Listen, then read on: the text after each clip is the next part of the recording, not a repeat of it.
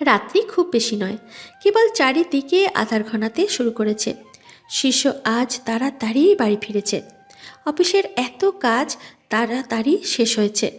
অফিসের কাজ তাড়াতাড়ি শেষ হয়েছে। আর তাছাড়া আজ বন্ধুদের সাথেও আড্ডা ছিল না। শিষ্য নিজ কক্ষেই বিছানায় উপুর হয়ে শুয়ে মোবাইল ঘাঁটছিল। ঠিক তখনই দরজায় টোকা পড়ল। পরপর আবার গম্ভীর কণ্ঠে ভেসে এলো, আসবো?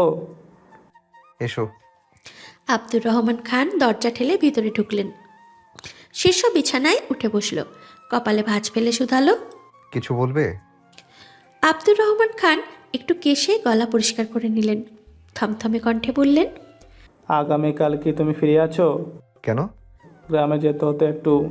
শিষ্য নাক মুখ কুচকালো, বিরস কণ্ঠে বলল, আমি পারবো না। আব্দুর রহমান খান কিঞ্চিত সময় নিয়ে চেয়ে রইলেন ছেলের মুখপানে। অতঃপর বললেন, তাহলে আর কি করার, প্রিয়কে নিয়ে আমাকে যেতে হবে। মেয়েটা সেই কবে গ্রাম থেকে এসেছে, একটাবার দাদির কবর দেখতে যাওয়ার বায়না ধরেছিল। আমার আবার কাল একটু কাজ আছে, তাই তোমাকে বলেছিলাম। ত্রয়ীর নাম শুনেই লাফিয়ে উঠল শিষ্য। তাড়াহুড়ো করে বলল, আমি যাব, আমি যাব, তোমাকে যেতে হবে না।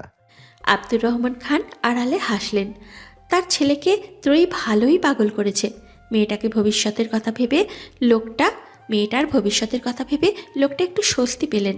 শান্ত কণ্ঠে বললেন, আচ্ছা, আগামীকাল সকাল সকাল তাহলে তোমরা বেরিয়ে যেও, আর সাথে নয়নকেও নিয়ে যেও। তোমার একার সাথে প্রিয়কে যেতে দিতে আবার আমার মন সাই দিচ্ছে না। শিষ্য ভ্রু কুচকে শুধালো, কেন? তোমার তো নজর ভালো না। মেয়েটাকে মাত্র কয়েকদিন হলো এই বাড়িতে নিয়ে এসেছি, এর মধ্যে তুমি তার উপর নজর দিয়ে দিয়েছো। ইতিমধ্যে সে নজর বিয়ে পর্যন্তও চলে গেছে। বাবার কথায় শিষ্য দারুণ অপমানিত বোধ করল। থমথমে কণ্ঠে বলল, তুমি এখানে এমন কথা বলতে পারলে বাবা? এই কথাগুলো বললে না যেন আমার কলিজায় আঘাত করলে।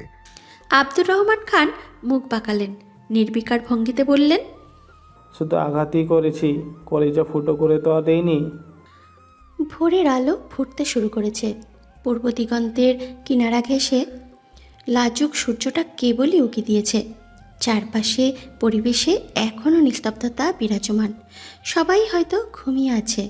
এই নীরবতাকে গায়ে মেখে বাড়ির অভিমুখে দাঁড়িয়ে রয়েছে শিষ্য আর নয়ন। উদ্দেশ্য গ্রামে যাবে। নয়ন তৈরি হয়ে ভোরের আলো ফোটার পূর্বেই চলে এসেছে। শিষ্যও ভোরে ভোরে উঠে তৈরি হয়ে নিয়েছে। অথচ এই যাত্রার মূল ব্যক্তি ত্রয়ী, তার দেখা নেই এখনও। শিষ্য আসার সময় মেয়েটিকে ডেকে এসেছে। তখন তো বলেছিল আসছি, এখন কেন আসছে না তাহলে? শিষ্যের কপালে ভাঁজ পড়ল। বাম হাতের কবজিতে পরিহিত ঘড়িটার দিকে এক পলক তাকিয়ে বলল, তুই এখানে দাঁড়া নয়ন, আমি একটু আসছি। শিষ্য গৃহের দিকে পা বাড়ালো।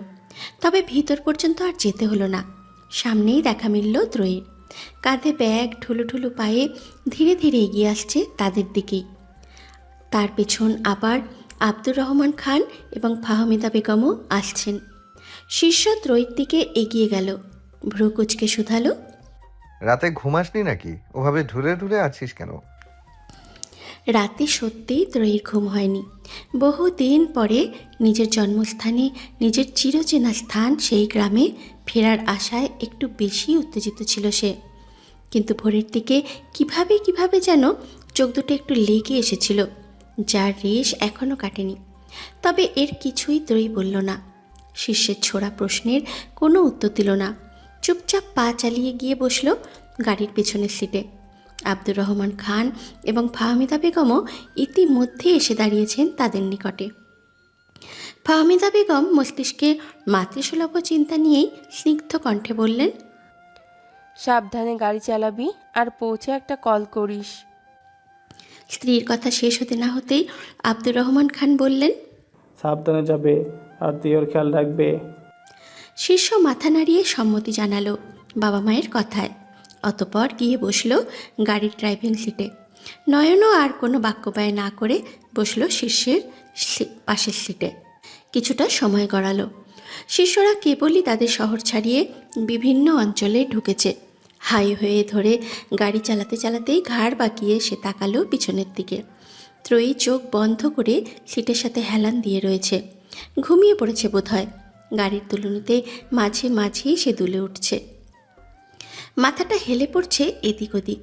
শিষ্য কপালে ভাঁজ ফেলল, হুট করেই থামিয়ে ফেলল গাড়িটা। আকস্মিক গাড়িটা থেমে যাওয়ায় ত্রয়ী সামনের দিকে একটু ঝুঁকে গেল, সাথে সাথে ধরফরিয়ে উঠে বসল সে। এদিক ওদিক দৃষ্টি ঘুরিয়ে হড়বড় করে বলল, এ কি হয়েছে? হঠাৎ গাড়ি থামালেন কেন? শিষ্য উত্তর দিল না ত্রয়ীর কড়া প্রশ্নের। সিট বেল্ট খুলতে খুলতে নয়নকে বলল, তুই চালা গাড়িটা, আমি পেছনে যাচ্ছি। শিষ্য গাড়ি থেকে নামল। পিছনের দরজাটা খুলতেই ত্রয়ী তার দিকে প্রশ্ন ছুড়ে দিল।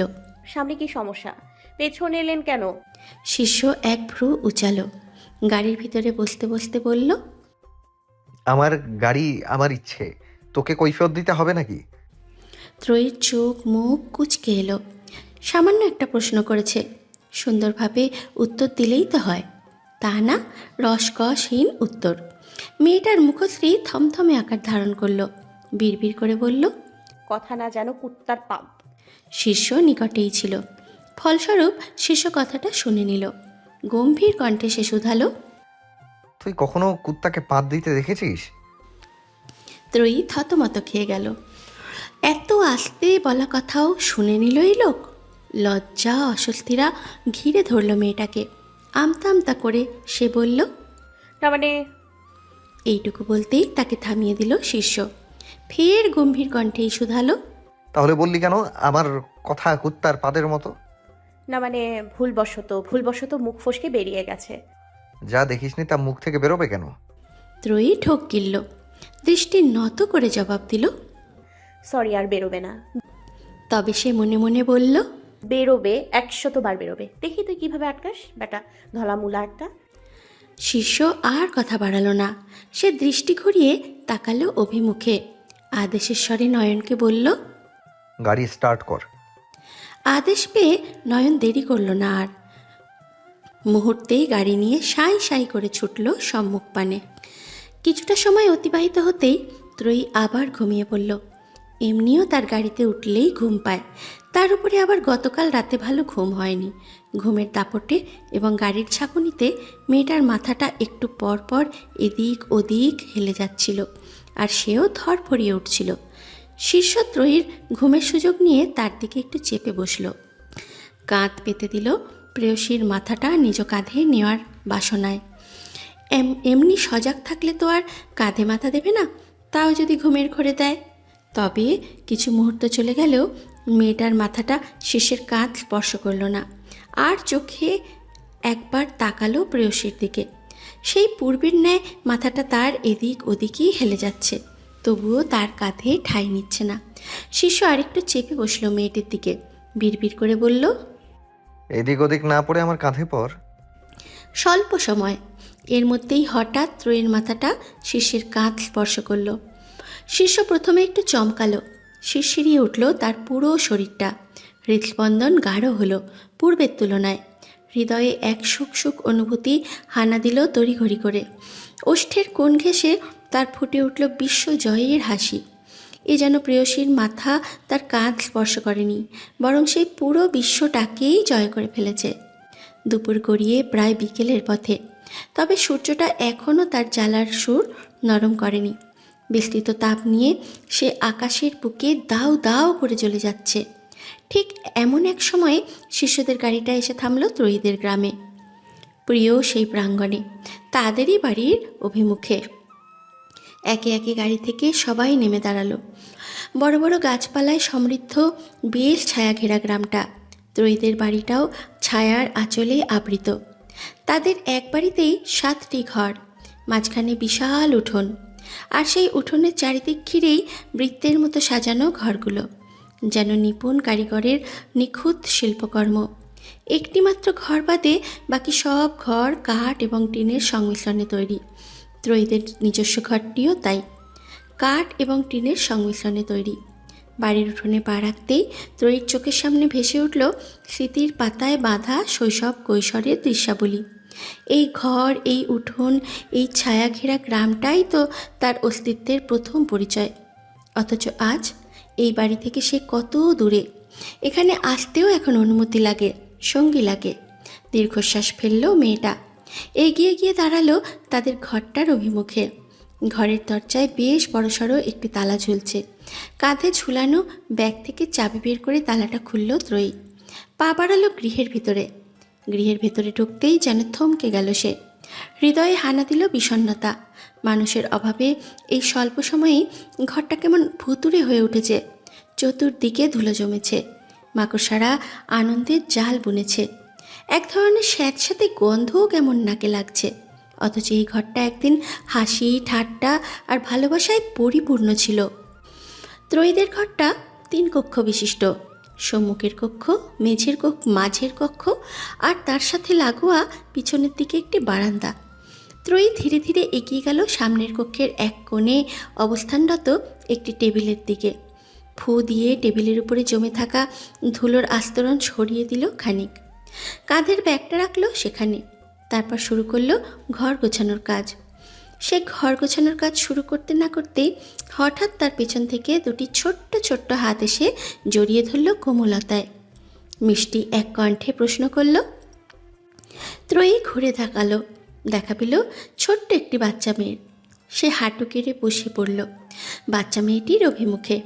হাত দ্বারা মেয়েটার নরম গাল টেনে দিয়ে বলল, হ্যাঁ এসছি তো। তুমি কেমন আছো বুড়ি? ত্রয়ী এবং বাচ্চা মেয়েটির কথোপকথনের মাঝেই ঘরে প্রবেশ করল একজন তরুণী। তার শরীরে জড়ানো কমলা রঙের সাদামাটা একটা 3 পিস। মুখে সহজ সরলতার দীপ্তি। ত্রয়ী মিষ্টি হাসল। এগিয়ে এসে জড়িয়ে ধরল তাকে। আবেগী কণ্ঠে বলল, কতদিন পর দেখা। কেমন আছো ঝর্ণা ভাবি? এই তো ভালো, তুমি কেমন আছো? এই আল্লাহ যেমন রেখেছে। ঝর্ণা সম্পর্কে তিনি ত্রয়ীর ভাবি এবং একটু আগে আসা বাচ্চা মেয়েটির মা। পাশের ঘরেই তাদের বসবাস। ঝর্ণা এবার নিজের থেকে সরিয়ে দিল ত্রয়ীকে। তাড়া দিয়ে বলল, এসো, হাত মুখ ধুয়ে খেয়ে নেবে।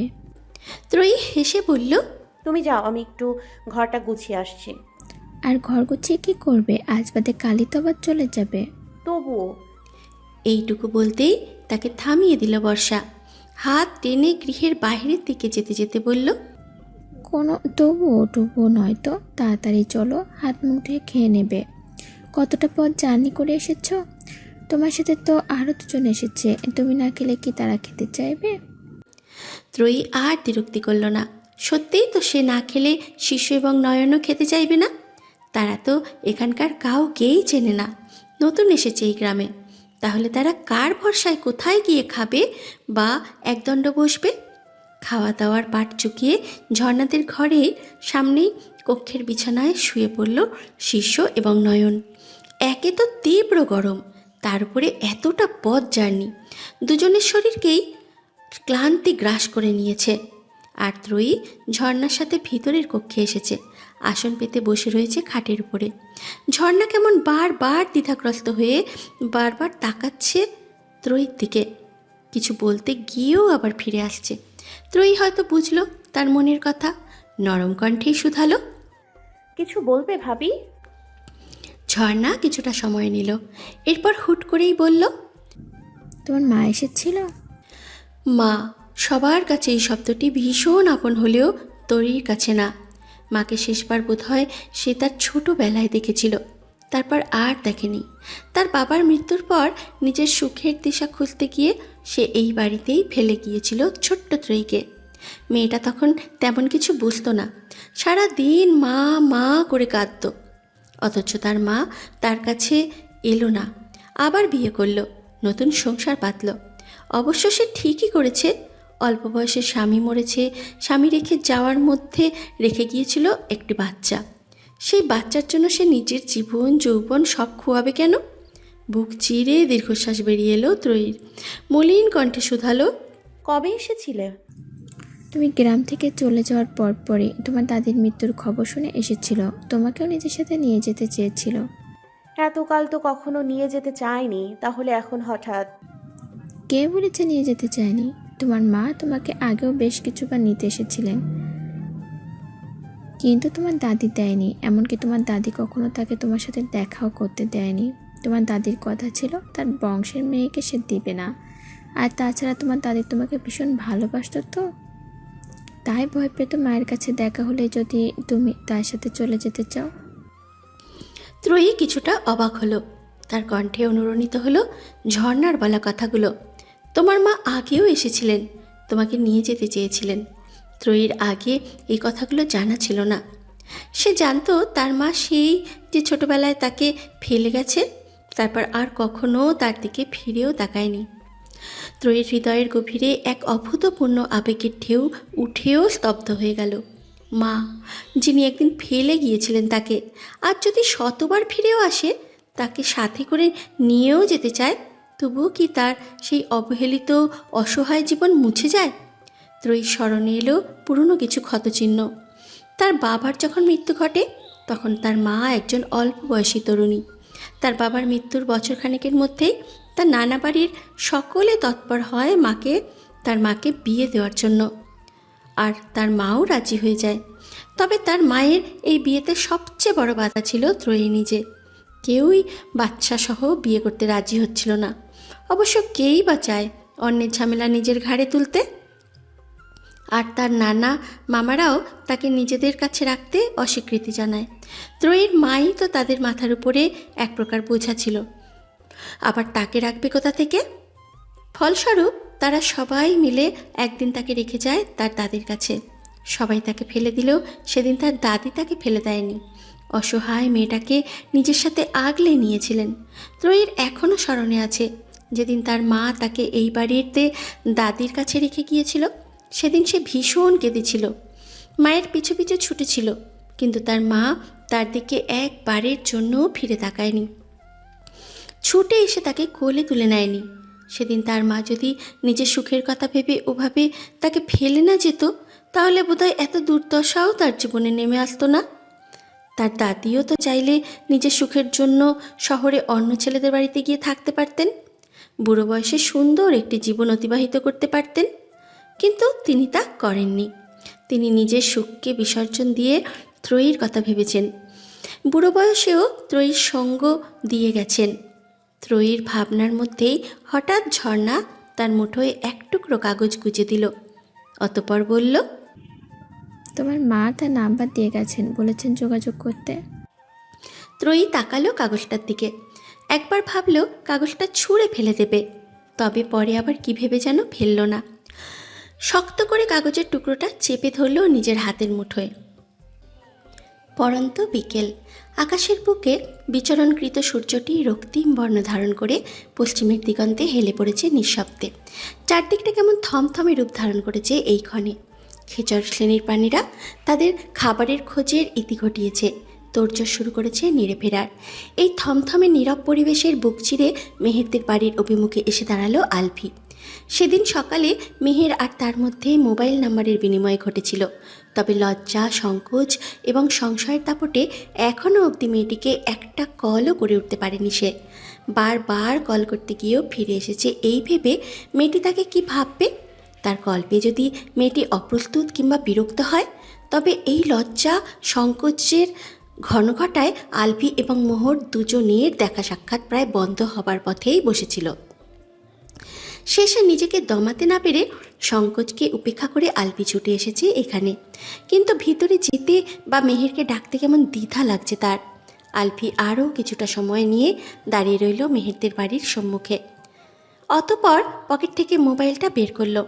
একটু সময় হেলায় খুইয়ে শেষে মেহেরের নাম্বারে কলটা করেই বসল সে। খুব বেশি সময় লাগলো না, দুইবার রিং হতেই কলটা ধরল মেহের। ওপাশ থেকে নরম মিষ্টি স্বরে বলল, আসসালামু আলাইকুম। আলফির বুকের ভিতরটা ধুকপুক করে উঠল। এতদিন পরে মেহেরের কণ্ঠস্বর শ্রবণে হৃদয়ে একটু হলেও শীতলতা হানা দিল তার। পরপর দুটো ফাঁকা ঢোক গিলল সে। অতঃপর বলল, ওয়ালাইকুম আসসালাম, আমি আলবি, চিনছেন? মেহের আলতো হাসল, মাথা নাড়িয়ে জবাব দিল, হ্যাঁ, আপনার নাম্বারটা সেভ করাই ছিল। আচ্ছা। এইটুকু বলে থামল আলফি। কিছুটা ইতস্তত করে বলল, আপনার বাসার সামনে এসেছিলাম। মেহের অবাক হলো। মোবাইল কানে নিয়েই ছুটে এলো তার কক্ষের জানালার নিকটে। বাইরের দিকে উকি ঝুঁকি দিতে দিতে শুধালো, কই, কোথায়? এই তো আপনাদের গেটের সামনেই। আচ্ছা, আপনি ওইখানেই দাঁড়ান, আমি এক্ষুনি আসছি। মেহেরের কল কাটল। হাতের মোবাইলটা নিয়েই ছুটে এলো গেটের দিকে। আলভিকে দেখে দূর থেকেই প্রশ্ন ছুড়ে দিল, আপনি হঠাৎ এখানে? এদিকে কোনো কাজ ছিল বুঝি? আলভি ঠোঁট এলিয়ে দিল। মেহেরের দিকে একটু এগিয়ে এসে জবাব দিল, ঠিক কাজ না, পরন্তু বিকেলে রক্তিম সূর্যের আলোকে গায়ে মেখে একটু হাঁটতে বেরিয়েছিলাম আর কি। ও, তা আপনি প্রতিদিনই এভাবে হাঁটতে বের হন নাকি? প্রতিদিন বের হওয়ার সুযোগ হয় না, তবে মাঝে মাঝে বের হই। একা একাই বের হন নাকি সঙ্গী আছে কোনো? মেহেরের চোখে মুখে উৎকণ্ঠা, কিছু জানার তীব্র বাসনা। তবে আলভি তার প্রশ্নের সরাসরি জবাব দিল না, উল্টো প্রশ্ন করল, সঙ্গী পাবো কোথায়? কেন নেই? আলভি আশেপাশে দৃষ্টি ঘোরালো, মাথা চুলকে বলল, আপাতত আপনি ছাড়া কেউ নেই। আমি আপনার সঙ্গী? কেন, হতে কোনো সমস্যা রয়েছে? মেহেরের চোখে মুখে লাজুক আভা ছড়িয়ে পড়ল। দৃষ্টি নুইয়ে সে জবাব দিল।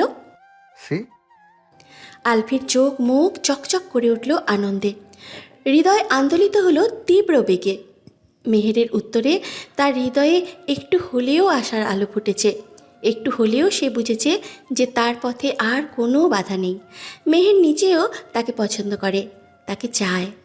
আলভি ওষ্ঠ প্রসারিত করল, মেহেরদের বাড়ির অভিমুখে রাস্তা ধরে পা বাড়াতে বাড়াতে বলল, চলুন তাহলে একটু হেঁটে আসি। মেহের বিরক্তি করল না, দৃষ্টি নুইয়ে হাঁটা শুরু করলো আলভির পাশে পাশে। রাত্রি গভীর, চারপাশটা ঢাকা পড়ে গেছে নিস্তব্ধতার এক মোহময় আবরণে। শুধু মাঝে মধ্যে ভেসে আসছে নিশাচর প্রাণীদের ক্ষীণ কণ্ঠস্বর। ত্রয়ী শুয়ে আছে বিছানায়, বারবার পাশ বদলাচ্ছে, তবুও তার দুই চোখে ঘুম ধরা দিচ্ছে না কিছুতেই। রাতে ত্রয়ীরা ঝর্ণাদের গৃহেই শুয়েছে। এমনি তাদের গৃহের যা অবস্থা, সেখানে এক রাত ঘুমানো তো দূরে থাক, কিছুটা সময় বসে থাকাই দায়। নোংরা মলিন বিছানার চাদর, ধুলোয় জমে থাকা আসবাবপত্র, স্যাঁতস্যাঁতে গন্ধ। যদিও ত্রয়ী কিছুটা পরিষ্কার করেছে, তবে তাতেও সেই গৃহে পুরো একটা রাত কাটানো দুষ্কর। কিন্তু মন কি আর সে কথা মানতে চায়? সেই শৈশব থেকেই ওই গৃহেই ত্রয়ীর বসবাস ছিল। তার কত স্মৃতি, কত হাসি কান্না ছড়িয়ে রয়েছে ওইখানে। আর আজ কিনা সে ওই গৃহেরই এক অতিথি মাত্র। ত্রয়ী আরও কিছুটা সময় এপাশ ওপাশ করল, অতপর নিঃশব্দে বিছানা ছেড়ে বেরিয়ে এলো বাইরে। আকাশে আজ চাঁদতারার দেখা নেই, তবে বাড়ির উঠোনে জ্বলতে থাকা বৈদ্যুতিক আলোয় চারিদিক চারপাশ আলোকিত। ত্রয়ী সেই আলোর সাহায্যেই এগিয়ে দাঁড়ালো, গিয়ে নিজের গৃহের অভিমুখে। ঘরটার দিকে তাকিয়ে হৃদয় আরও বিষণ্ণ হয়ে পড়ল তার। কতদিন পর নিজ গৃহে ফিরেছে সে, অথচ কালই চলে যেতে হবে আবার। বুক চিরে দীর্ঘশ্বাস বেরিয়ে এলো মেয়েটার। চোখ ঘুরিয়ে সে তাকালো আশেপাশে, হঠাৎ নজরে পড়ল গৃহেরই পাশে। সেখানে কি যেন নড়ছে। ত্রয়ী দৃষ্টি গাঢ় করল, কেমন মানুষের মতো মনে হচ্ছে। বাড়ির কেউ কি বাহিরে বেরিয়েছে? কিন্তু এত রাতে বাইরে কার কি কাজ, তাও আবার তাদের গৃহের নিকটেই? ত্রয়ীর কেমন যেন ভয় লাগলো, হৃদয়ে সন্দেহ জন্মালো। কোনো চোর ডাকাত নয় তো? ত্রয়ী একবার ভাবলো চলে যাবে, তবে পরক্ষণেই আবার ভাবলো তার একবার দেখা উচিত ওখানে লোকটা কে। মেয়েটা একটু এগুলো, সাহস করে প্রশ্ন করলো, কে কে ওখানে? প্রশ্নটা শেষ হতে না হতেই অন্ধকার থেকে বেরিয়ে আলোতে এসে দাঁড়ালো লোকটা। ত্রয়ী অবাক হলো, এই তো শীর্ষ, কিন্তু এই লোক এত রাতে ঘুম ছেড়ে বাইরে কি করছে? ত্রয়ী চোখ বড় বড় করল, কণ্ঠে অবাকতা নিয়ে শুধালো, আপনি এত রাতে এখানে কি করছেন? শীর্ষ কপাল কুঁচকালো, বিরক্তি ভরা কণ্ঠে জবাব দিল। এইটুকু বলেই থেমে গেল সে। ভদ্রতা বজায় রেখে বলল, প্রকৃতির ডাকে সাড়া দিতে এসেছিলাম। ত্রয়ী কিঞ্চিত অপ্রস্তুত হলো, আমতা আমতা করে বলল, ও আচ্ছা, তাহলে আমি ঘরে যাচ্ছি। তুই এত রাতে বাইরে এসেছিলি কেন? ত্রয়ী কেবলই গৃহের দিকে পা বাড়িয়েছিল, তবে শীর্ষের ছোড়া প্রশ্নের দাপটে সে থমকে দাঁড়ালো, দৃষ্টি নুইয়ে জবাব দিল, এমনি ঘুরতে বেরিয়েছিলাম। এই রাতে ঘুরতে বেরিয়েছিলি? কেন, শয়তানের লাড়া দিয়েছিল? না মানে, আচ্ছা আমি ভেতরে যাই। ভেতরে গিয়ে কি করবি? ঘুমাবো। ঘুমালে এখানে এলি কেন? ত্রয়ী বিরক্ত হলো। কী সব প্রশ্ন করছে এ? শুধু কথা বাড়াচ্ছে, এছাড়া আর কিছুই নয়। মেয়েটা বিরক্তিতে কপাল কুঁচকালো, আর কোনো জবাব না দিয়ে গৃহের দিকে পা বাড়ালো। শিষ্য কপাল কুঁচকালো সাথে সাথে, ধমকে বলল, তোকে যেতে বলেছি আমি? ত্রয়ী দাঁড়ালো, কণ্ঠে এক রাশ বিরক্তি নিয়ে বলল, তাহলে এখানে থেকে কি করব? আমাকে দেখবি? কেন, আপনার কি রূপ বেরিয়েছে যে এত রাতে বাইরে দাঁড়িয়ে দাঁড়িয়ে আপনাকে দেখতে হবে? শিষ্য কিঞ্চিত অপমানিত বোধ করল ত্রয়ীর কথায়। থমথমে কণ্ঠে কিছু বলবে তার পূর্বেই নারী কণ্ঠে ভেসে এলো। শিষ্য এবং ত্রয়ী বিষয়টি স্বাভাবিকভাবেই নিল। তারা তো এখানে দাঁড়িয়ে দাঁড়িয়ে শুধু কথাই বলছিল, আর তো কিছু নয়। ত্রয়ী গলা বাড়িয়ে জবাব দিল, আমরা কিছু। ত্রয়ীর জবাবের প্রায় সাথে সাথেই অর্ধবয়স্ক একজন নারী এগিয়ে এলেন তাদের দিকে। নাজমা বেগম ত্রয়ীদের ঘরের একটা ঘর পরেই তার ঘর। সম্পর্কে তিনি ত্রয়ীর চাচি হন, কিন্তু নাজমা বেগম নামক ওই মহিলা কোনো কালেই ত্রয়ীকে পছন্দ করতেন না। মেয়েটি এতিম, অসহায় হওয়ার কারণে বাড়ির সবার স্নেহের পাত্রী হলেও তার চক্ষুশূল ছিল। কিছু কিছু মানুষ আছে যারা অন্যের ভালো দেখতে পারে না, কোনো কারণ ব্যতীতই হিংসা করে। নাজমা বেগমের চারিত্রিক বৈশিষ্ট্য ঠিক তেমন। তবে ত্রয়ীকে তার হিংসার সবচেয়ে বড় কারণ ছিল মেয়েটির সৌন্দর্য। নাজমা বেগমেরও একটি মেয়ে রয়েছে, ত্রয়ীর বয়সেই সে। তবে সে অতটা সুন্দরী নয়, যার কারণে বাড়িতে কোনো বিয়ের প্রস্তাব এলে অধিকাংশই আসতো ত্রয়ীর জন্য। তবে ত্রয়ীর দাদি মারা যাওয়ার পরে যখন আব্দুর রহমান খান মেয়েটাকে নিয়ে গেলেন, তখন যেন এই মহিলার হিংসা সর্বোচ্চ পর্যায়ে পৌঁছে গেল। ত্রয়ী ধনী পরিবারে বেড়ে উঠবে, সেখানে সুখে শান্তিতে থাকবে, শহরের বড় কলেজে পড়বে, এ যেন কিছুতেই মেনে নিতে পারছিলেন না তিনি আগেও অনেকবার ত্রয়ীর ক্ষতি করার চেষ্টা করেছিলেন।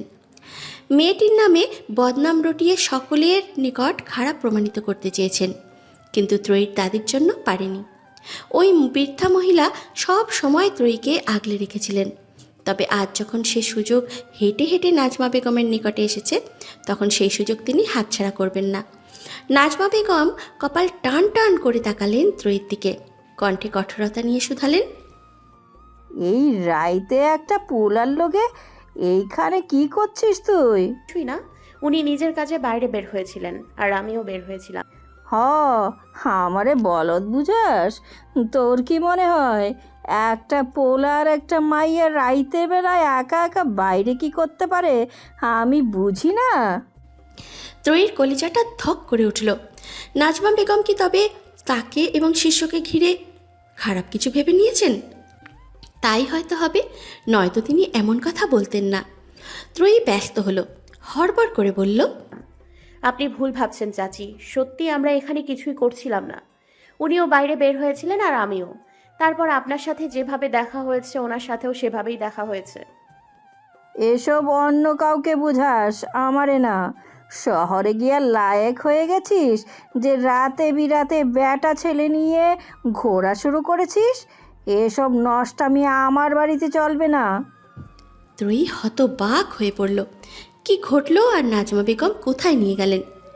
ত্রয়ী সহজ সরল মানুষ, তাই সে পুরো বিষয়টাকে সহজভাবেই নিয়েছিল। নাজমা বেগম তাদের দেখার পরও তারা না পালিয়ে সাবলীলভাবেই নিজেদের উপস্থিতি জানান দিয়েছিল। কিন্তু এই মহিলা এখন তো তাকে নষ্টা উপাধি দিয়ে দিচ্ছেন। ত্রয়ীর কান্না পেল, ধরা গলায় সে বলল, আপনি ভুল করছেন চাচি, আপনি যা ভাবছেন তেমন কিছুই এখানে ঘটেনি। এই পর্যায়ে মুখ খুলল শিষ্য। ছোটবেলা থেকে তার শহরে বসবাস, গ্রামে অল্প স্বল্প বিষয়কে বড় করে দেখা হয় বা নারী পুরুষকে একত্রে দেখলে খুব সহজেই রটানো হয়, তা সে শুনেছিল। কিন্তু তাই বলে এই সামান্য বিষয়কে এত বড় পর্যায়ে নিয়ে যাবে? শিষ্য কপালে ভাঁজ ফেলল, রুক্ষ কণ্ঠে বলল, মন গড়া কাহিনী বানাবেন না। আপনি আমাদের খারাপ কি করতে দেখেছেন যে বাজে কথা বলছেন? নাজমা বেগম পাত্তা দিলেন না শিষ্যের কথায়। তার পরিকল্পনা তো বদনাম রটানো, ত্রয়ীকে বিপদে ফেলা। সে পরিকল্পনা সফল হলেই হলো। নাজমা বেগম হাঁক ছাড়লেন, গলা বাড়িয়ে ডাকলেন। ত্রয়ীর হৃদয় কম্পিত হলো। এমন পরিস্থিতিতে কি করবে না করবে ভেবে পেল না সে। লজ্জা, অপমান এবং ভয়ে ডুকরে কেঁদে উঠল মেয়েটা। চট জলদি বসে পড়ল নাজমা বেগমের পায়ের নিকট, দুই হাতে তার পা জড়িয়ে ধরে বলল, আমরা সত্যি এখানে খারাপ কিছু করিনি চাচি, আপনি দয়া করে কাউকে ডাকবেন না, এমন বদনাম আমার নামে রটাবেন না। নাজমা বেগমের আর ডাকতেও হলো না কাউকে। প্রথমবারের ডাকেই অনেকে গৃহ ছেড়ে বেরিয়ে এলো। নাজমা বেগমের ওষ্ঠে পাকা হাসি ফুটে উঠল। সবাইকে ডেকে ডেকে সে বলতে শুরু করলো, দেখে যাও, দেখে যাও, সবাই দেখে যাও, এই নষ্টা মেয়ে ছেলের কীর্তি। ঘরে জায়গা না পেয়ে রাত বিরাতে বাইরে নেমে বেলাল্লাপনা শুরু করেছে। আমি হাতে নাতে ধরেছি এদের। শীর্ষের মেজাজ বিগড়ালো এবার। সে এতদিন জানতো গ্রামের মানুষজন সহজ সরল হয়, কিন্তু এই মহিলা তো রীতিমতো হিটলারের চাচাতো বোন। কি সুন্দর বানিয়ে বানিয়ে মিথ্যে বলছে তাদের নামে, আবার বলছে হাতে নাতে ধরেছে। শিষ্য দাঁতে দাঁত চাপল, গলা বাড়িয়ে বলল, মুখ সামনে কথা বলুন। মহিলা মানুষ এত খারাপ হয় আগে জানা ছিল না। আপনি কি হাতে নাতে ধরেছেন? নাজমা বেগম ফুঁসে উঠলেন যেন, ঝাঁঝালো কণ্ঠে বললেন, ছেলের সাহস দেখো, রাত বিরাতে বাইরে নেমে মেয়ে নিয়ে বেলাল্লাপনা করছে।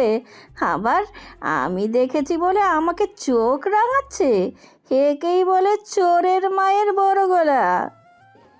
ত্রয়ী ভীত হয়ে পড়ল আরও, সাথে তার কান্নার গতিও বাড়ল পূর্বের তুলনায়। সবাইকে বোঝানোর চেষ্টা করলো তারা কিছুই করেনি, কিন্তু কেউ তার কথা বিশ্বাস করল না। সবাই বাজ বিচার ব্যতীতই দোষারোপ করতে শুরু করলো তাদের উপরে। রাত্রি বেড়েছে কিছুটা, চারিদিকটা ঘুটঘুটে আধারে ছেয়ে গেছে। এই আধারের মাঝেই ঝর্ণাদের গৃহের অভিমুখের কক্ষে জমায়েত বসিয়েছে বাড়ির সকলে। ত্রয়ী সেই থেকে এক মনে কেঁদে যাচ্ছে, আর শীর্ষ বসে রয়েছে খাটের উপরে, কণ্ঠে কোনো বাক্য না তুলে তাকিয়ে তাকিয়ে দেখছে সকলকে।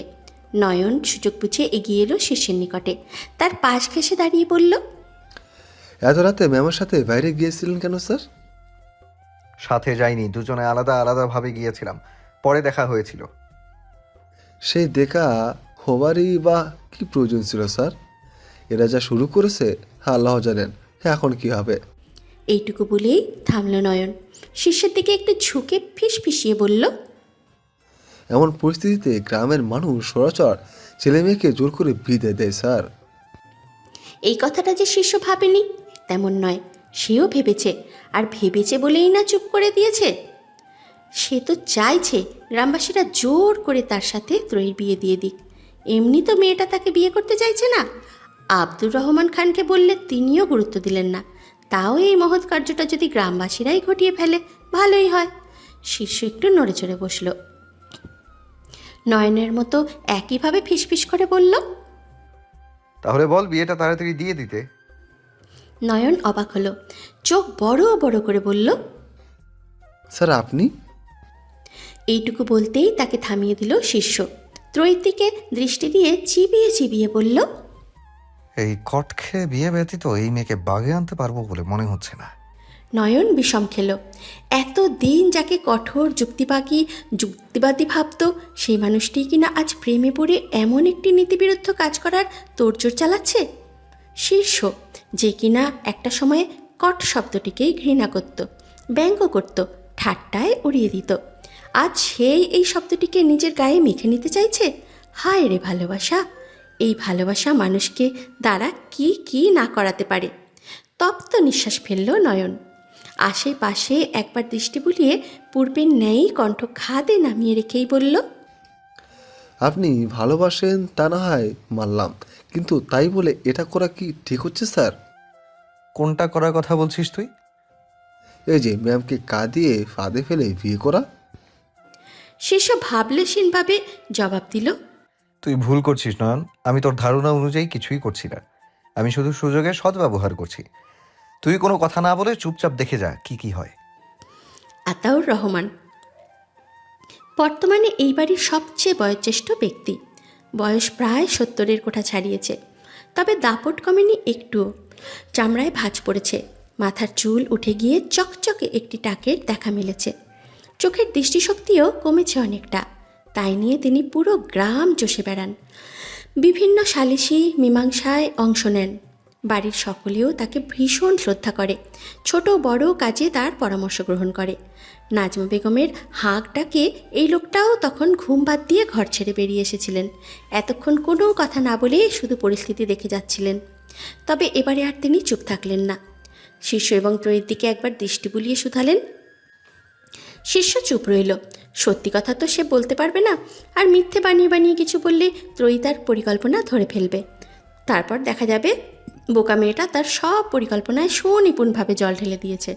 তার থেকে এই মুহূর্তে চুপ থাকাই শ্রেয়। তবে ত্রয়ী ডুক রেখে দিয়ে উঠল, ভেজা গলায় বলল, কিছুই করছিলাম না। উনি ওনার কাজে মানে প্রকৃতির ডাকে সাড়া দিতে বাইরে বেরিয়েছিলেন, আর আমি আমাদের ঘরটাকে এক নজর দেখতে বেরিয়েছিলাম। শিষ্যের ললাটে ভাঁজ পড়ল। চিন্তারা হানা দিল মস্তিষ্কে। এই মেয়ে যে মরা কান্না শুরু করেছে, আর মুখে তোতা পাখির ন্যায় সত্যের বুলি আওড়াচ্ছে। তাতে না সবাই এর কথাই বিশ্বাস করে নেয়। শিষ্য ঘাড় ঘুরিয়ে তাকালো নাজমা বেগমের দিকে, বিড়বিড় করে বলল, এই ভরসা শুধু এই মহিলার উপরে। এই মহিলার কূটনীতি আর আমার বিয়ে একই সুতোয় বাঁধা। নাজমা বেগম ভেঙচি কাটলেন। ত্রয়ীর দিকে তাকিয়ে বললেন, ঘর দেখতে বার হয়েছিস? হ্যাঁ, তাও এত রাইতে? আমাদের বলদ পেয়েছিস যে যা বলবি তাই চোখ বন্ধ করে বিশ্বাস করে নেব? পরপর তিনি আবার তাকালেন আতাউর রহমানের দিকে, কণ্ঠে জোর দিয়ে বললেন, ওসব মিথ্যা কথা বলতেছে চাচা।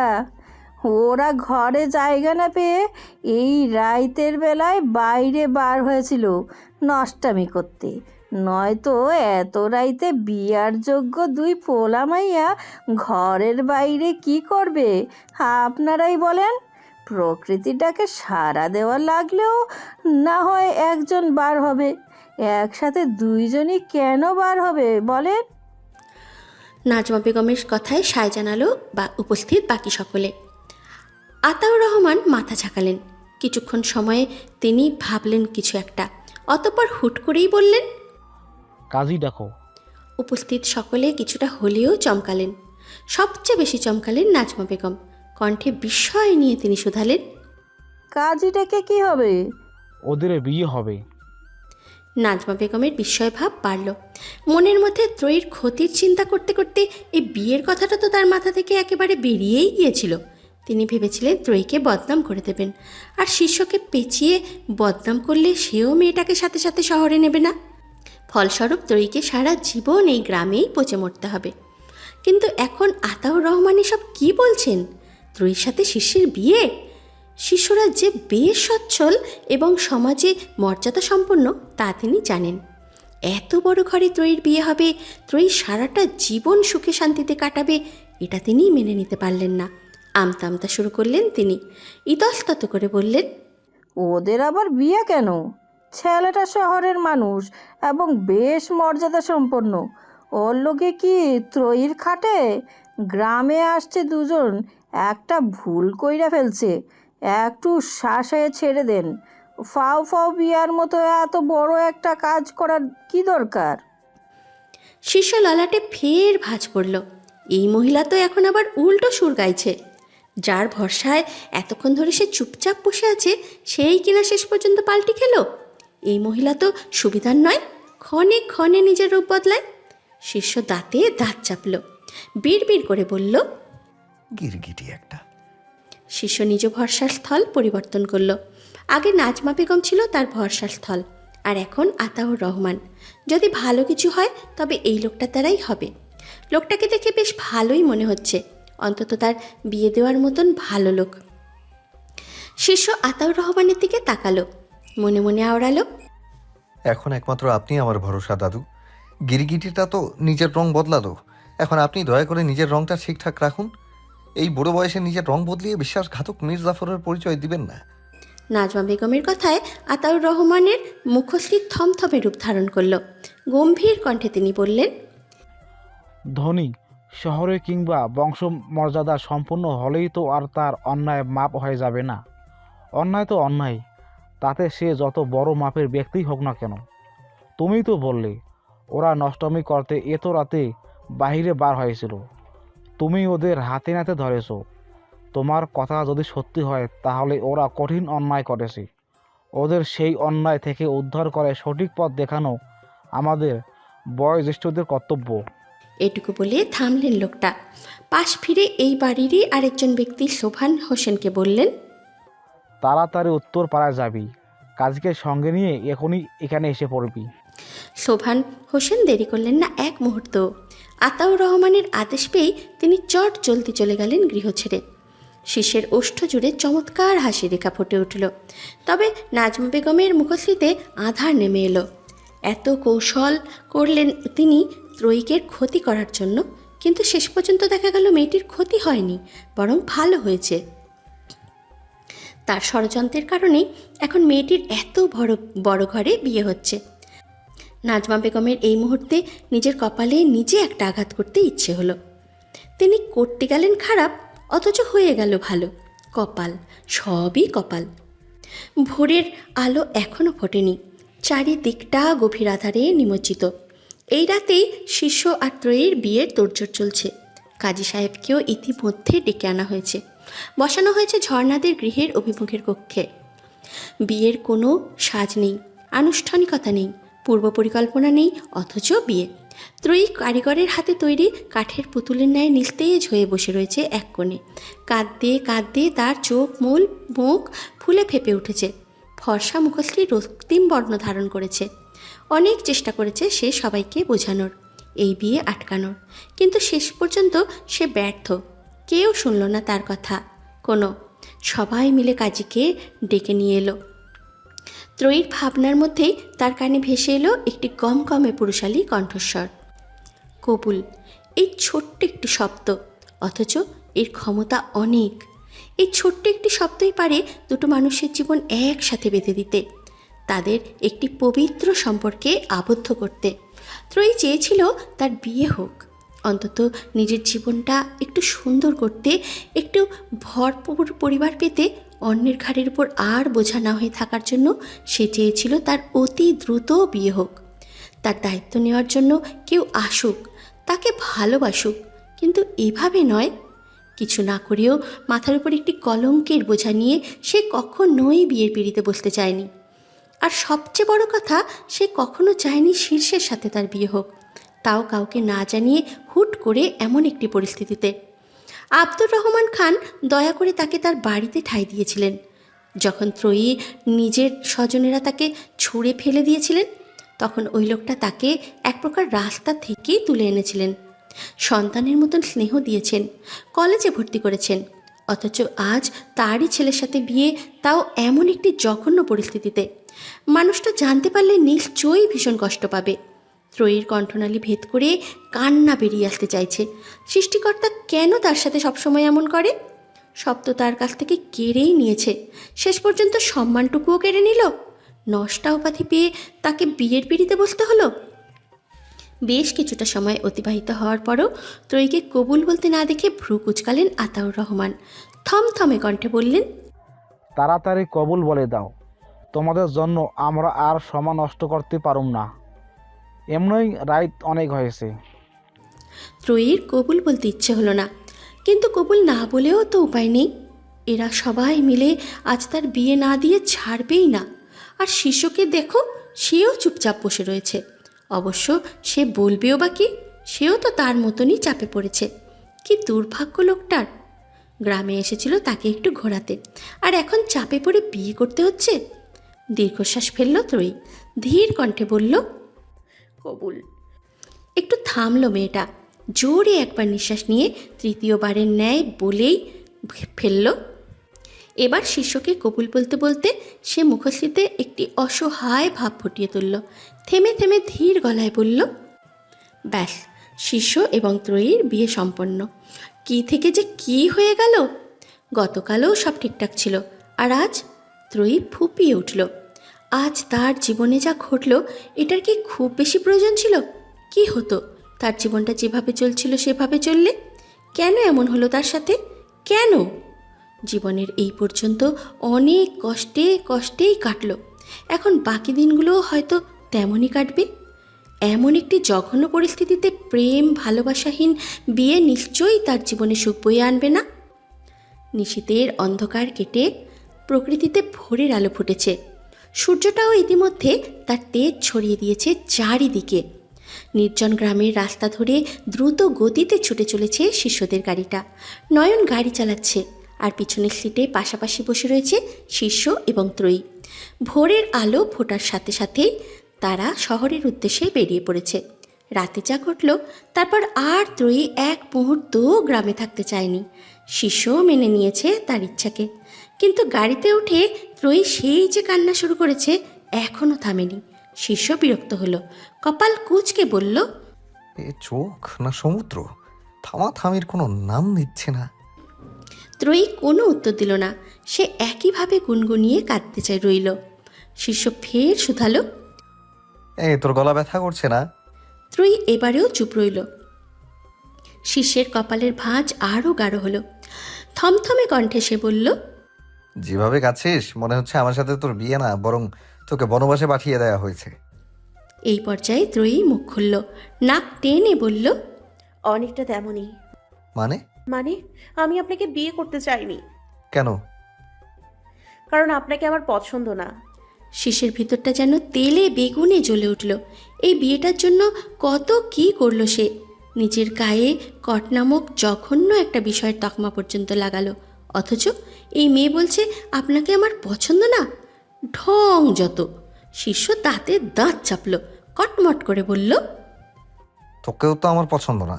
গ্রামের লোকজনের চাপে না পড়লে তোকে বিয়ে করতো কে? ওই তো চেহারা, তার উপর গাছি, বলদি, আর এখন দেখছি কান্নাকাটিতেও পিএইচডি করা। ত্রয়ীর হৃদয়টা আরও ভারী হয়ে উঠল। নিদারুণ এক যন্ত্রণা অনুভব করল বক্ষ পিঞ্জরে। এ কার সাথে তার বিয়ে হলো? কেন সৃষ্টিকর্তা তাকে এত বড় একটা শাস্তি দিল? কেন দিল? ছোটবেলা থেকেই কষ্ট যেন ছায়া সঙ্গী ত্রয়ীর। তারপর ভেবেছিল হয়তো বিয়ের পর একটুখানি শান্তি আসবে, একটা সুন্দর পরিবার পাবে, একজন ভালোবাসার মানুষ পাবে, যার ভালোবাসার ছোঁয়ায় দুঃখগুলো সব দূরে সরে যাবে। কিন্তু সে আশাও যেন মরীচিকার ন্যায় মিলিয়ে গেল আজ শিষ্যের কথায়। অবশ্য তারও বা দোষ কি? যেমন পরিস্থিতিতে তাদের বিয়ে হয়েছে তাতে ভালোবাসা আশা করাটা বোকামি। ত্রয়ী নিজেকে আর দমাতে পারল না, শব্দ করে কেঁদে উঠল এবার। শিষ্যের চোখে মুখে বিরক্তির ছায়া গাঢ় হয়ে উঠল। ধমকে উঠে সে বলল, থামবি নাকি থাপড়ে থামাতে হবে? ত্রয়ীর কান্নার গতি আরও বাড়ল।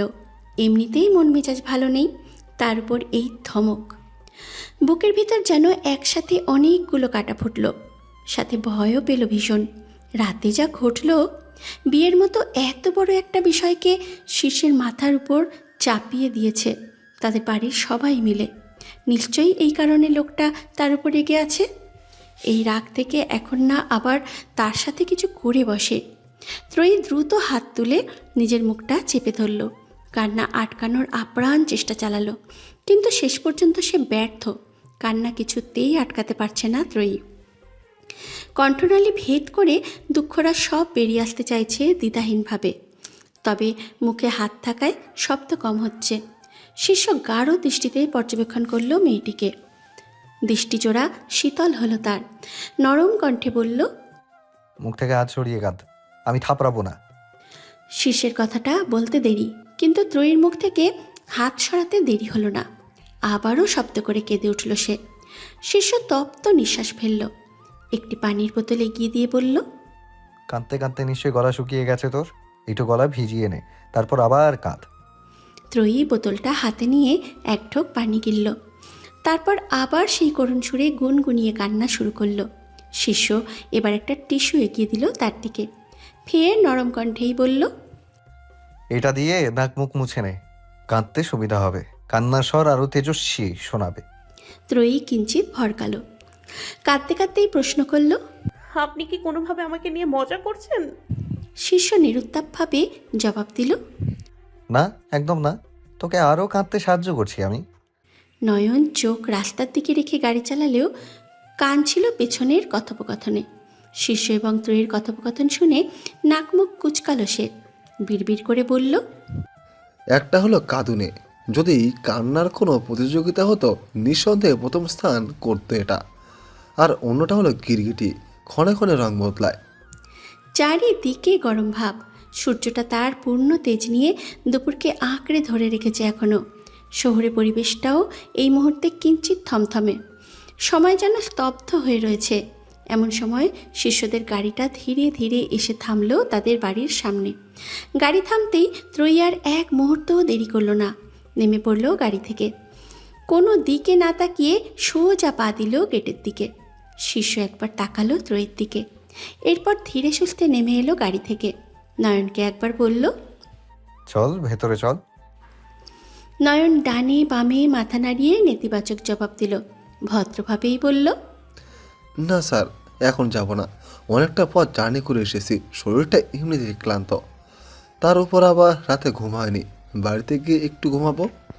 শিষ্য দ্বিরুক্তি করল না, ছেলেটাকে আর জ্বালানো ঠিক হবে না। সে মাথা নাড়িয়ে ত্রয়ীর পিছু পিছুই বাড়ির ভিতরে প্রবেশ করল। আর নয়ন কোনো মতে শিষ্যের গাড়িটা গ্যারেজে রেখে রওনা দিল বাড়ির উদ্দেশ্যে।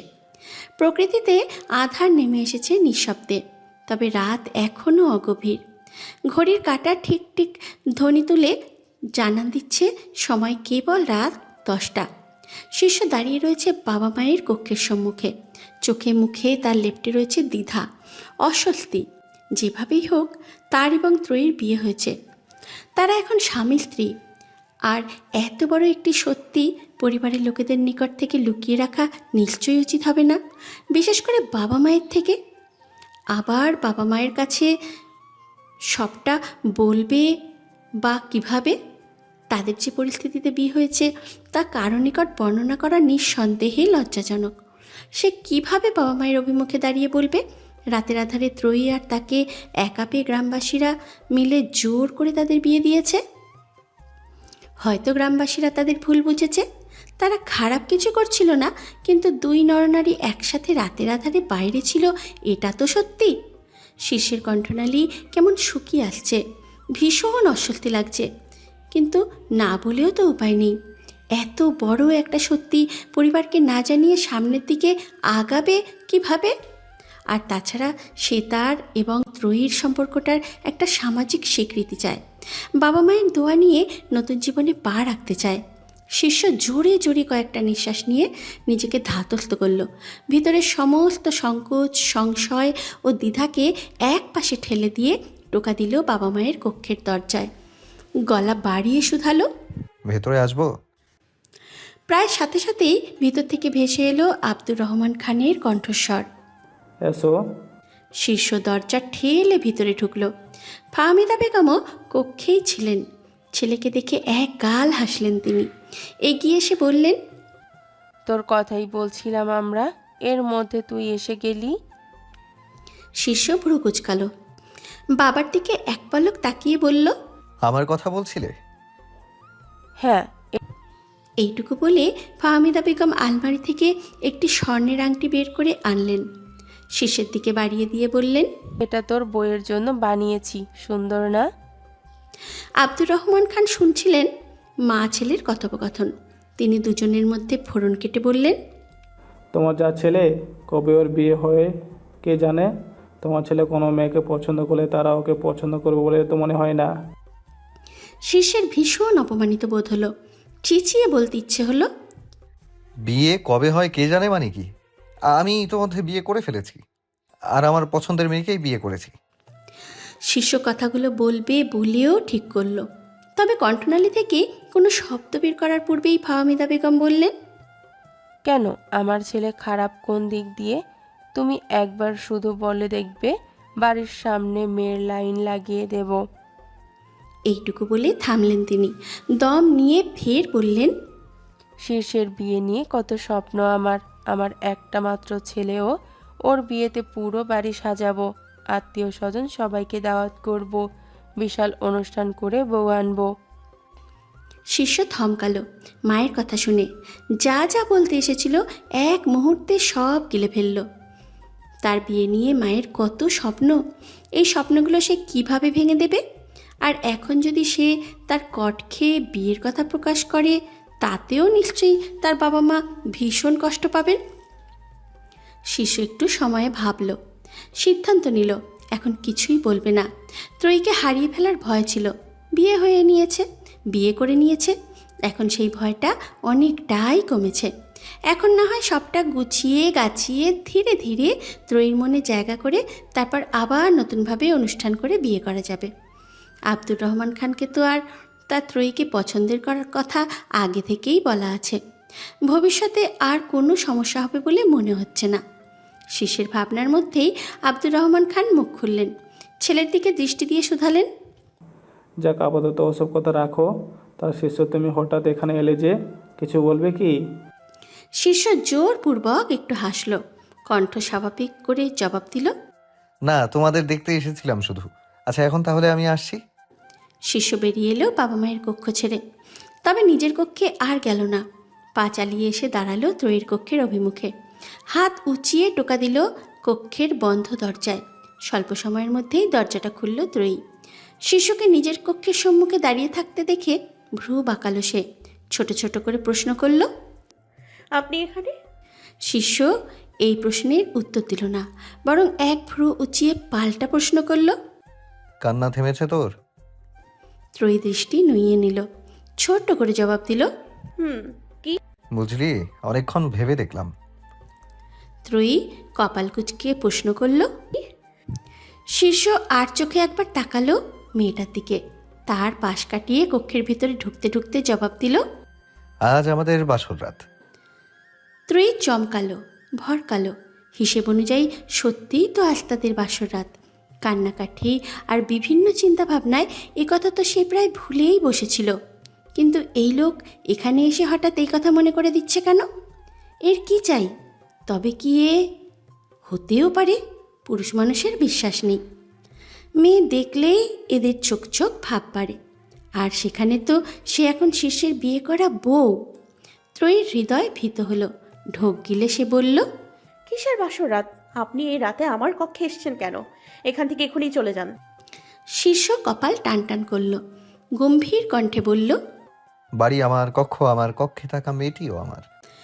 এইটুকু বলে একটু থামল সে। কক্ষের দরজাটা আটকে দিতে দিতে বলল, সব কিছুই যখন আমার, তখন তুই আমাকে এ কক্ষ থেকে বেরিয়ে যেতে বলার কে? ত্রয়ীর হৃদয়ের ভীতিভাব বাড়ল। এই লোক দরজা আটকাচ্ছে কেন? এর মতিগতি তো ভালো ঠেকছে না। সন্ধেয় পর্যন্তও তো লোকটা তাকে দেখতে পারতো না, এখন একদম কক্ষে ঢুকে দরজাও আটকে দিচ্ছে। ত্রয়ী ফের ঢোক গিলল, আমতা আমতা করে বলল, আপনি দরজা আটকাচ্ছেন কেন? আপনি চাইছেনটা কি? শিষ্য এগিয়ে গিয়ে বিছানায় বসল, হাতে ইশারা দিয়ে ডাকল। এদিকে আয়। ত্রয়ী গুটি গুটি পায়ে গিয়ে দাঁড়ালো বিছানাটার নিকটে। শিষ্য তার পকেট থেকে একটি ছোটোখাটো বাক্স বের করে আনলো। ত্রয়ীর দিকে বাড়িয়ে দিয়ে বলল, এগুলো তোর, পড়ে নে। ত্রয়ী বাক্সটা নিল না, বরং অবাক কণ্ঠে শুধালো, এটা কিসের বক্স? কি আছে এতে? শিষ্য উত্তর দিল না কোনো। বাক্সটা খুলে ধরল মেয়েটার দৃষ্টির সম্মুখে। ত্রয়ী বিস্মিত হলো, চোখ দুটো বড় বড় হয়ে গেল তার। বাক্সের ভিতরে সোনালি রঙা দুটো চিকন চুড়ি, একটা নাকের ছোট ফুল আর একটা চেন রয়েছে।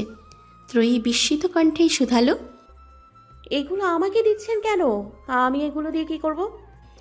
শিষ্য নাকের ফুলটা হাতে নিল, সেটা নাড়িয়ে নাড়িয়ে চাড়িয়ে দেখতে দেখতে বলল, শুনেছি বিয়ের পর স্বামীর বাড়ি থেকে মেয়েকে নাকের অলংকার দিতে হয়, তাই কিনে এনেছি। একটু ছোট দেখে কিনেছি যাতে সব সময় পরে থাকতে সুবিধা হয়। ত্রয়ীর বিস্ময়ভাব বাড়ল। তাদের যে পরিস্থিতিতে বিয়ে হয়েছে তাতে সে ভেবেছিল শিষ্য এই বিয়েটাকে মানবে না, কিছুদিনের মধ্যেই হয়তো বিচ্ছেদের পথে হাঁটতে হবে তাকে। কিন্তু এ তো একদম গহনা নিয়ে হাজির। ত্রয়ী একবার গহনাগুলোর দিকে তাকালো, এরপর শিষ্যের দিকে দৃষ্টি দিয়ে শুধালো, আপনি এই বিয়েটা মেনে নিয়েছেন? মানবো না কেন? না মানে, যে পরিস্থিতিতে আমাদের বিয়েটা হলো, আমি ভেবেছিলাম আপনি বিয়েটা মানবেন না, শীঘ্রই আমাকে তালাক দিয়ে দেবেন। শিষ্যের মেজাজ বিগড়ালো। ঠিকঠাকভাবে বিয়ে করতে পারলো না, এর মধ্যে এই মেয়ে তালাক পর্যন্তও চলে গেছে। এত বুদ্ধি খাটিয়ে মাথার উপর বদনামের বোঝা নিয়ে বিয়ে করেছে কি তালাক দেওয়ার জন্য নাকি? শিষ্য দাঁতে দাঁত পিষল, কটমট করে বলল, জীবনটাকে কি সিনেমা পেয়েছিস নাকি? যেভাবেই হোক আমাদের বিয়েটা হয়েছে, আর বিয়ে কোনো ছেলে খেলা নয় যে এটা নিয়ে নাটক শুরু করব। আমি এই বিয়ে মেনেছি আর তোকেও মানতে হবে। এখন সামনে বসতো, এগুলো পরিয়ে দেই। ত্রয়ী এলোমেলো দৃষ্টি ফেলল, আমতা আমতা করে বলল, আপনাকে পরিয়ে দিতে হবে না, আমি পরে নিতে পারবো। কেন? আমি পরিয়ে দিলে কি তোর শরীরে ফোসকা পড়বে? ফোসকা পড়লে আমাকে বলিস, সুই নিয়ে এসে একটা একটা করে ফাটিয়ে দেব। এখন কথা না বাড়িয়ে সামনে বস।